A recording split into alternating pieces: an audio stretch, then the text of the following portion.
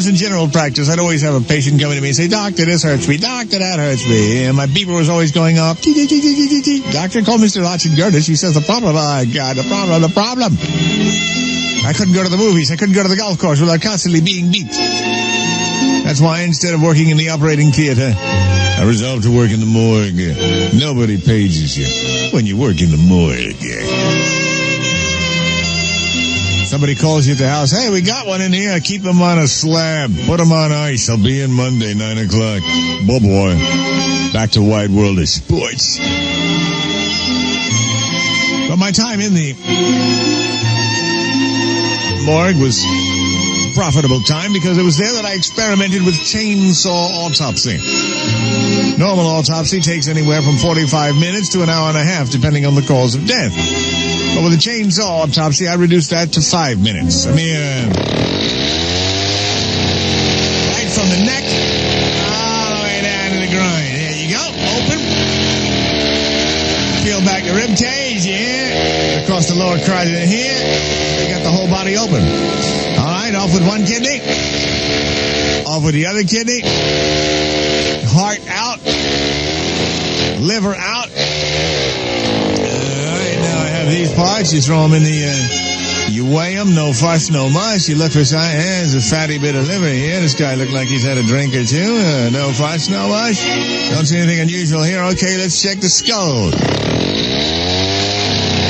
You're in luck when you got a curling chainsaw. You get power by the hour in your hand. Here's the brain. Looks like a normal brain. A 35-year-old. Take off the ear. And this ear here. And their ears are not normally removed in an autopsy. I just do it because they're kind of cute. I like the kind of, they call it sweetie. I remember I'd done about 15. I was exhausted one time. Did about 15 autopsies. Figured I'd take a nap.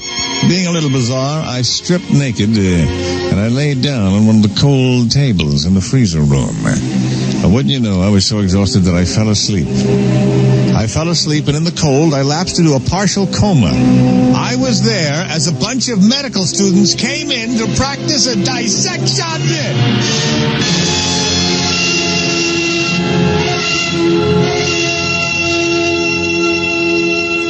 Fortunately, they roused me out of my sleep when I heard their voices, and I could hear the instructor droning on. They had mistaken me for one of the dead in the cooler.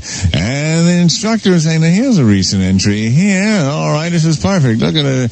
This man will be perfect to demonstrate the male reproductive system. Now, if you'll hand me a scalpel, you'll notice as I incise laterally along the hydraulics, laying open the fuselage." And I couldn't say a word because I was in a halfway coma, but my brain is thinking, "Oh, no!" And he's going, "You'll notice the duodenal capabilities as I slice over the duodenal holder. Here's the, now, as I hold this left doodad up to the light here. Oh, no! You can see the various, the vascular conditions here. And now if we slice over the top here, you see the vas deferens and the various ducts that allow for the transportation of testosterone. Now, cutting off the tip and looking inside. Oh, no! Well, I was in no pain, of course, because I was frozen. I was in a trance-like state. But fortunately, the doctor noticed a little tear coming out of my left eye. He said, "My God, this man's still alive!" But needless to say, my reproductive system was totally damaged and shattered beyond repair. A transplant was the only way out, and actually, I turned out pretty good in the deal because Trigger died on that same day, so I...